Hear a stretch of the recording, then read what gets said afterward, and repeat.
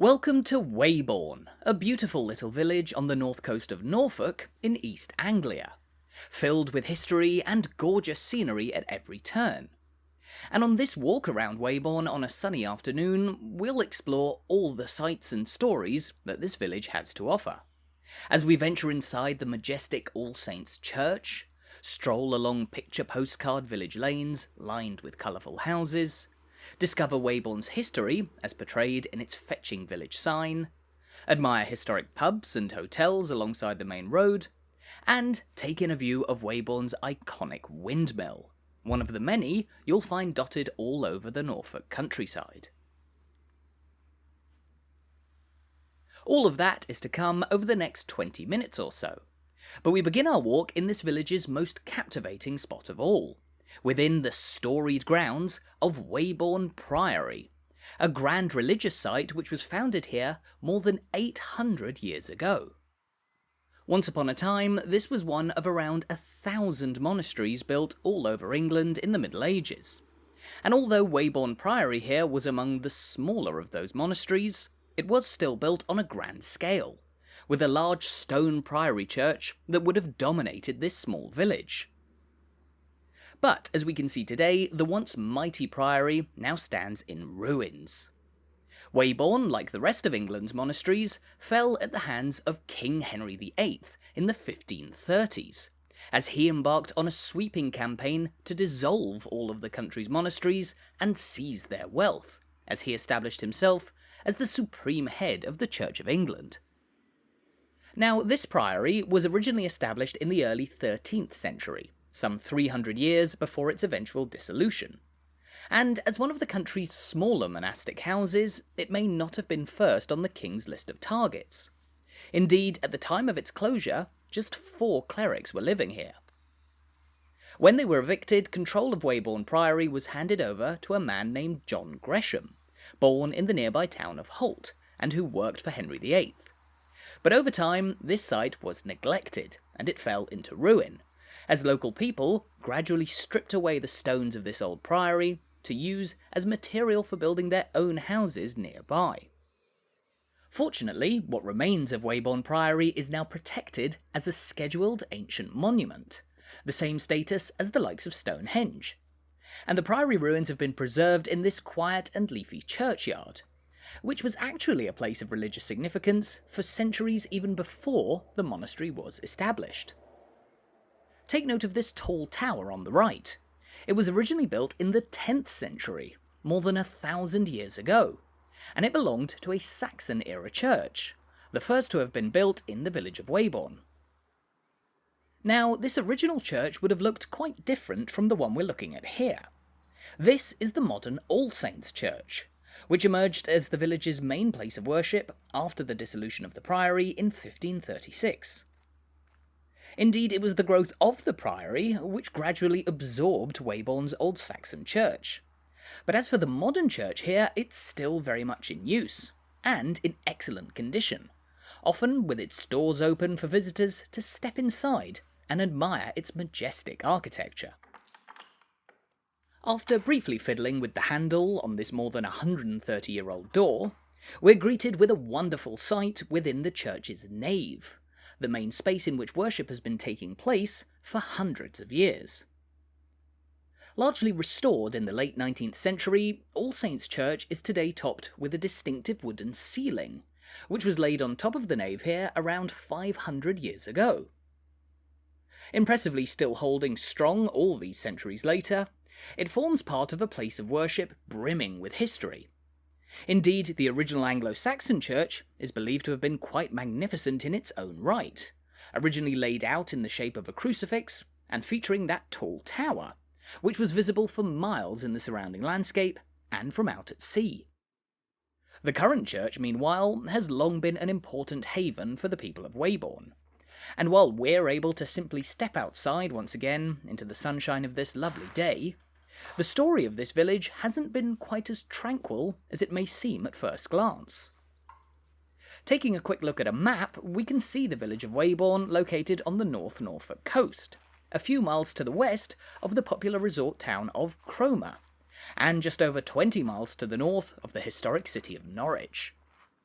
Like many other communities around Norfolk and beyond, Weybourne hosts its own war memorial here in the churchyard, dedicated to the 21 local men who lost their lives fighting in the First and Second World Wars. But the truth is that this wasn't the first time that war affected the people living in this seemingly idyllic Norfolk village. From our leafy surroundings, it may seem as if we're in the depths of the countryside, but the truth is that the sea is just under half a mile away from this churchyard, and Weybourne is positioned on a particularly perilous part of Norfolk's coast. To the west, in the direction of Clay next the sea, the coastline is often marshy and difficult for people to make landfall when disembarking from boats, while to the east, in the direction of Sheringham and Cromer, cliffs make arriving on dry land an equally tall order. In between them, however, is a stretch of wide-open beaches, and Weybourne lies right in the middle of it. And this left the village particularly vulnerable to armies seeking to land their large numbers of warriors on English shores. Local accounts from more than 1,000 years ago tell of hundreds of Vikings, part of the Great Heathen Army, arriving in England on Weybourne's wide-open beach. While in more recent centuries, it was often believed that if Napoleon had ever launched a full-scale invasion of Britain, he may have commenced by landing his armies here. There's even a saying about this place: "He who would all England win must at Weybourne Hope begin," underlying this village's strategic value through history. For now, though, Weybourne remains a tranquil place far from the theatre of conflict, and the local community of little more than 500 people live peacefully along beautiful roads like Church Street here, lined by an array of gorgeous houses built of flint, an iconic mineral used to construct homes all over Norfolk, providing the distinctive appearance we see just here. Interestingly, while much of Norfolk uses flint as its main house-building material, different parts of the county have different styles. The rounded stones that we can see in the houses here are commonly seen along the county's northern coast, stretching from Cromer to Wells, an area which is at least partly spanned by one of England's most charming railway lines. Station Road here points towards this area's locomotive heritage. Weybourne Station, located about a mile's walk out of town along this road, is one of a number along the route of the North Norfolk Railway, affectionately known by locals as the Poppy Line. Opened in the 1880s, the railway line was originally built to cater to tourists, who in the late Victorian era had begun flocking to this beautiful part of the country, in part for its seaside scenery and fetching countryside, which was made especially famous after a visit by noted theatre critic of the day, Clement Scott, who proclaimed his love for the region's striking fields of red poppy flowers. It's from this landscape that the Poppy Line gets its name. In fact, Clement Scott went so far as to call this whole area of Norfolk Poppyland, a name which has stuck ever since, and was a big draw for tourists back in the day.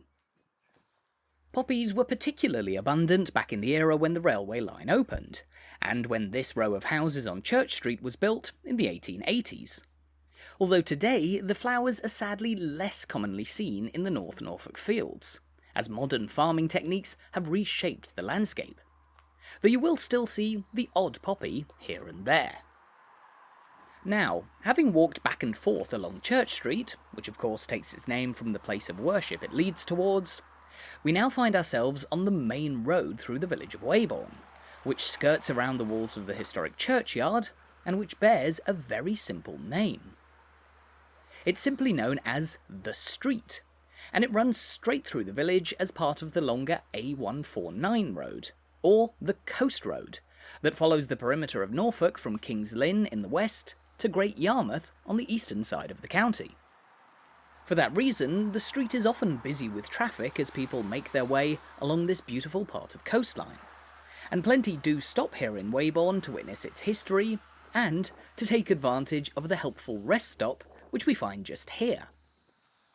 This is the Ship Inn, the village pub which, in its current guise, dates back to 1905. Although before the modern building, the pub was operated inside a local house, providing a place of rest for locals and people travelling through Weybourne. This kind of public house is where we get the word pub from in the modern day. But the Ship is far from the oldest pub in this delightful village. In a few minutes' time, we'll be venturing up towards the historic Maltings Hotel, once upon a time Weybourne's grandest lodging beside the coast road here. Now, the residents of the modern village mostly live along or just off the path of this main road, which is also known simply as the Street, as it passes through Weybourne. A village which, despite its small size, has plenty of heritage to showcase, and so we see here on the delightful village sign.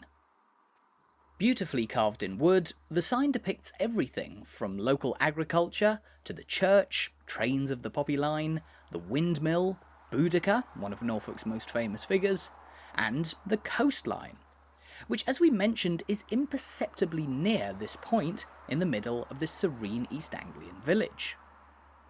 The waters of the North Sea itself are just half a mile from the village centre, with that wide-open pebble beach long favoured by invading armies, today a beloved and tranquil seaside spot, where locals will relax, take their dogs for a walk, and even enjoy a spot of fishing.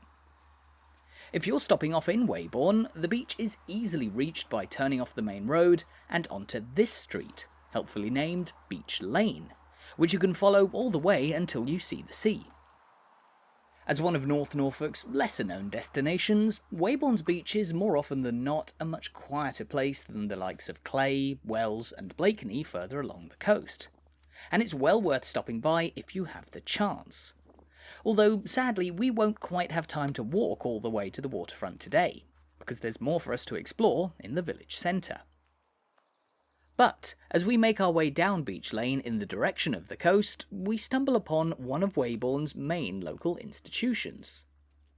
The building just up ahead on the left is the Village Hall, which was opened back in 1976 as a venue for community events.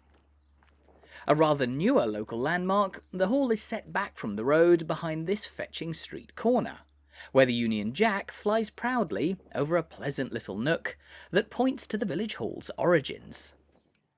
Indeed, Weybourne had no dedicated village hall for many years, most community life revolving instead around the church and local inns.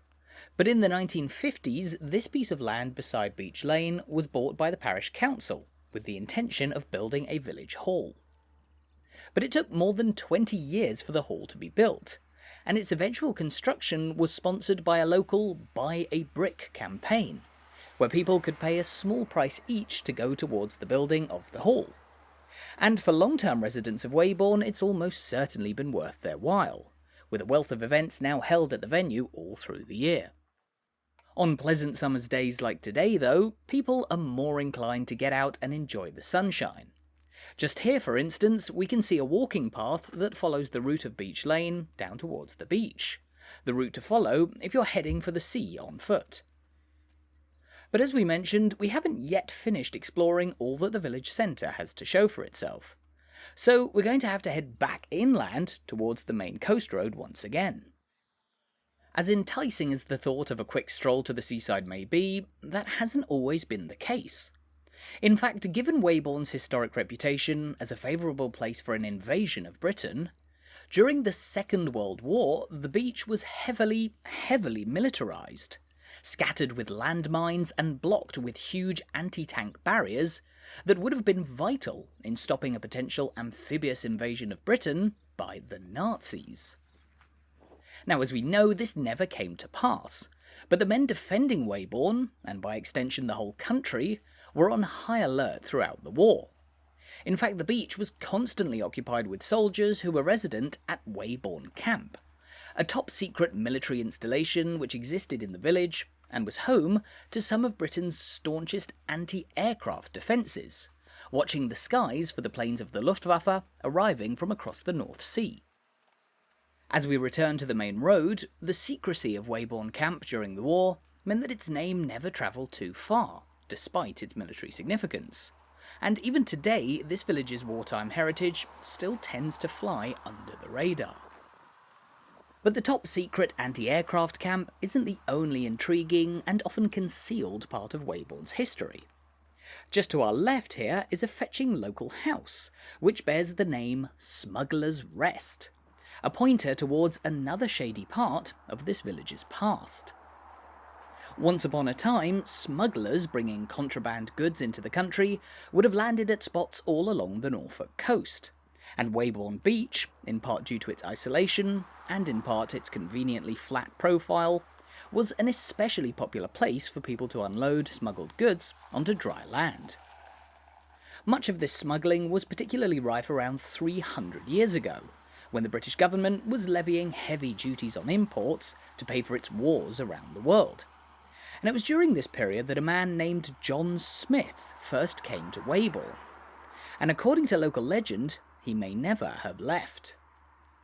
He was a smuggler who on one night landed on the beach, and after offloading goods onto the shore, came inland here to spend an evening with a local landlady. Unfortunately for John, while he was otherwise engaged, the authorities were alerted to the smuggled goods which had just been dumped on Weybourne Beach, and so his accomplices, waiting by the shore for him to return, set sail to escape capture. And when John returned to the beach to find them gone, he whistled furiously to call them back to shore, before eventually taking the plunge and attempting to swim out to their boat. Legend has it that he drowned in the waters off Weybourne, but at nightfall it's often been said that John Smith's desperate whistles can still be heard throughout this village. We'll scarper long before those eerie whistles can be heard along the main road here.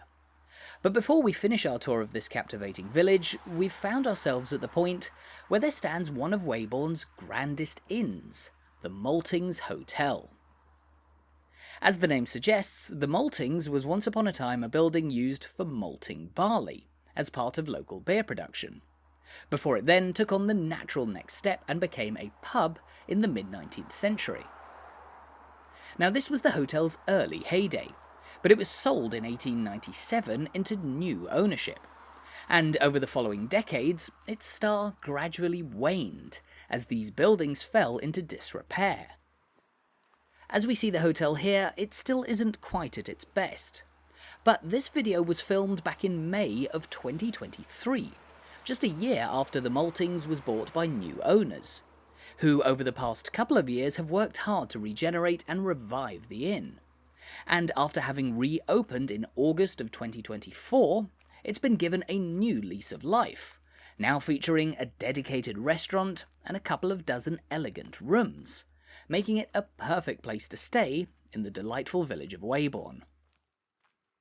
The restoration of this historic hotel is an important piece of the wealth of heritage on display in this village. But having admired everything from the church to the priory ruins, a wealth of gorgeous flint-built houses, and plenty more, there is still one more iconic local landmark which we can't miss, and it's located back on the other side of the village. Yes, you can't come to Norfolk and not enjoy a good windmill, and Weybourne Windmill here is one of the county's most captivating of all. Situated on a high point to the east of the village centre, about a 10-minute walk from the Maltings Hotel, the windmill here stands tall above almost all else in Weybourne, and it has done for more than 170 years. Constructed in 1850, Weybourne's windmill was originally used for grinding grain that was farmed out in the fields, the power of the wind driving the machines inside which would process the foodstuff. Interestingly, this was one of two major grain mills in the village.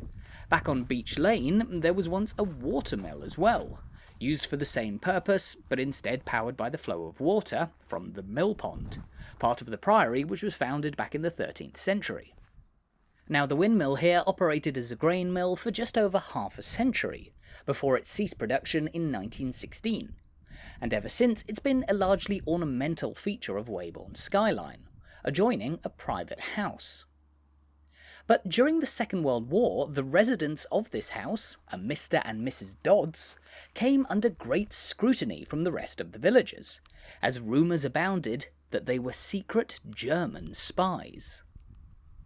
There were stories of flashing lights from the top of the windmill directed towards the sea, suspicious behaviour on the part of Mrs. Dodds and the contents of her carpet bag, which she kept close at all times, and the suggestion that the couple had a strong foreign accent. and this all contributed to a sense of paranoia around the residents of the Windmill house here. And the story goes that one day a radio transmitter fell out of Mrs. Dodd's bicycle basket, which led to the couple's arrest and transfer to London, where they seem to have never been heard from again. Who knows the truth of what really happened to the Dodds? But sadly, it's here outside their old home that we've reached the end of our walk around Weybourne, a captivating Norfolk village with so much more to it than first meets the eye.